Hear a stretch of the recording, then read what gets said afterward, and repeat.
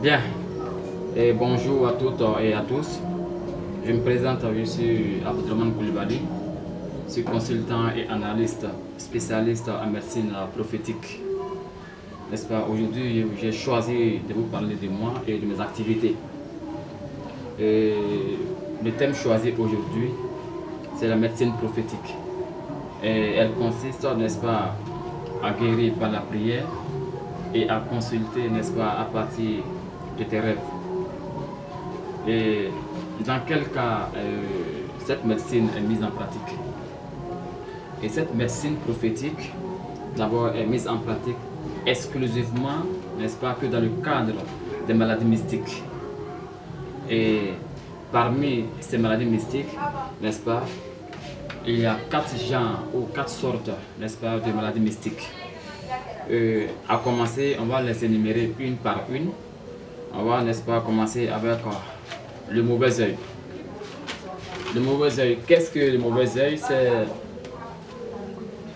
C'est l'appréciation d'autrui, n'est-ce pas, à ton égard, avec une mauvaise intention.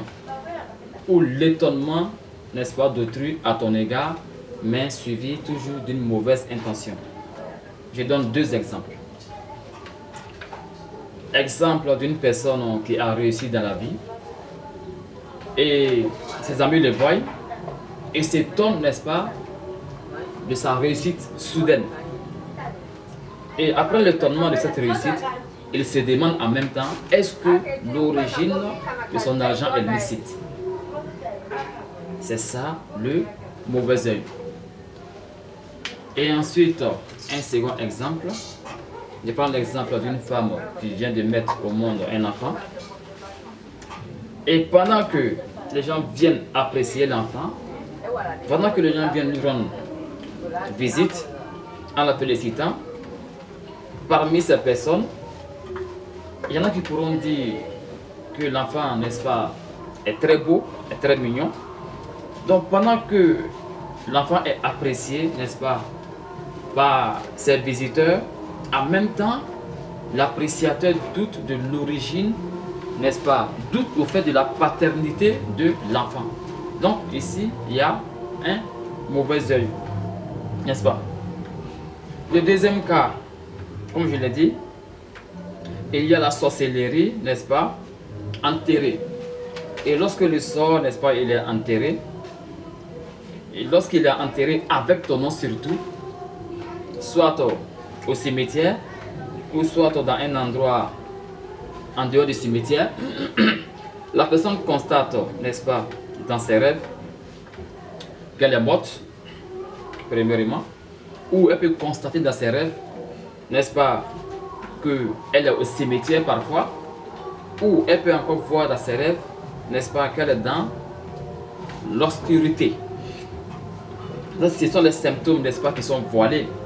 Et en plus de cela, les symptômes qui sont apparents, la personne va constater, n'est-ce pas, dans sa vie, qu'il y a beaucoup de promesses non tenues, n'est-ce pas? Et ensuite, lorsque elle entreprend une activité, il y a toujours un bon début et une mauvaise fin.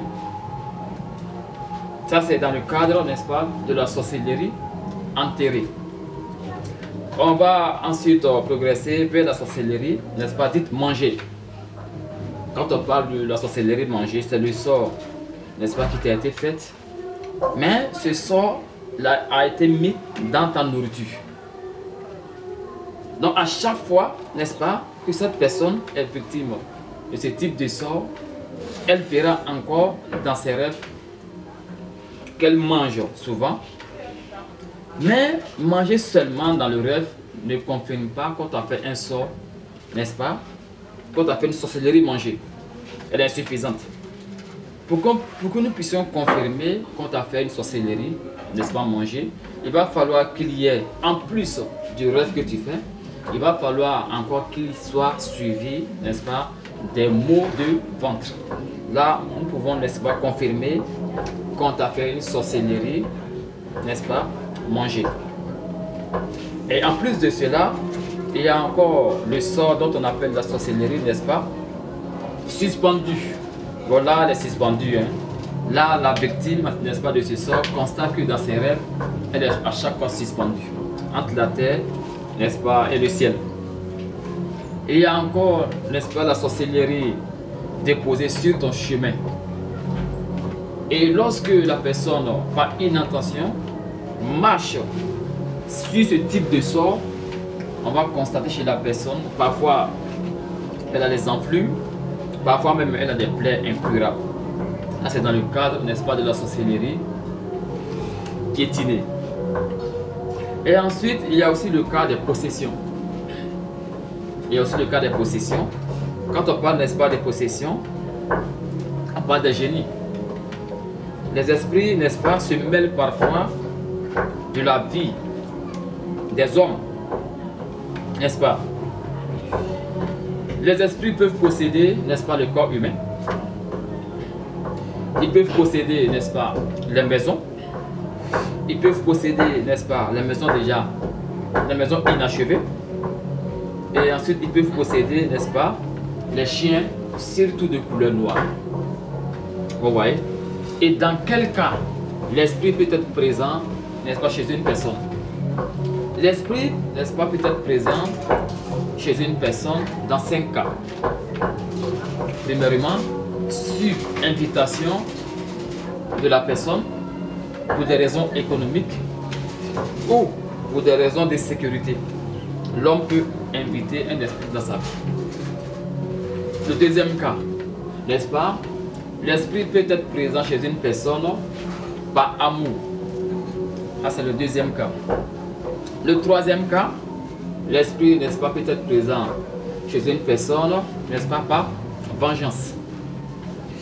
Ensuite, le quatrième cas, l'esprit peut être présent, n'est-ce pas, chez une personne par envoi. Il a été envoyé par autrui. Ça, c'est le quatrième cas.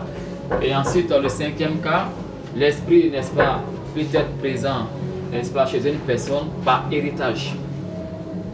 Tu es une victime de tes grands-parents qui ont signé, n'est-ce pas, un pacte avec les esprits.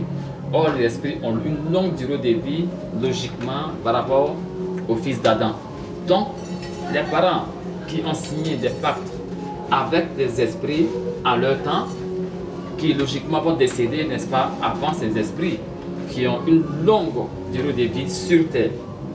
Donc, peut-être que tu verras que les parents ont signé un pacte, n'est-ce pas, de protection pour la famille, ou bien des pactes, n'est-ce pas, économiques, ou bien des pactes, parfois, des pactes sont signés au nom de tout le village. Bon, lorsque je prends seulement le cas, dans le cas où l'esprit a signé le pacte, n'est-ce pas, au nom de la famille. Maintenant, le père, il va décéder logiquement avant le génie. Mais vous, les enfants, surtout toi, le premier fils de la famille, tu dois normalement continuer le pacte, n'est-ce pas, que ton père, il a dû signer avec l'esprit pour les raisons soit économiques ou pour des raisons, n'est-ce pas, soit de la protection de la famille. Si tu ne le fais pas, tu seras une victime, n'est-ce pas, de l'esprit, ou on va dire de ton père qui a signé le pacte avec l'esprit. Mais comme toi, tu refuses, n'est-ce pas, de continuer le pacte que ton père a dû signer avec l'esprit, soit pour la sécurité de la famille, ou soit pour les raisons économiques de la famille, tu seras une potentielle, n'est-ce pas, victime de l'esprit.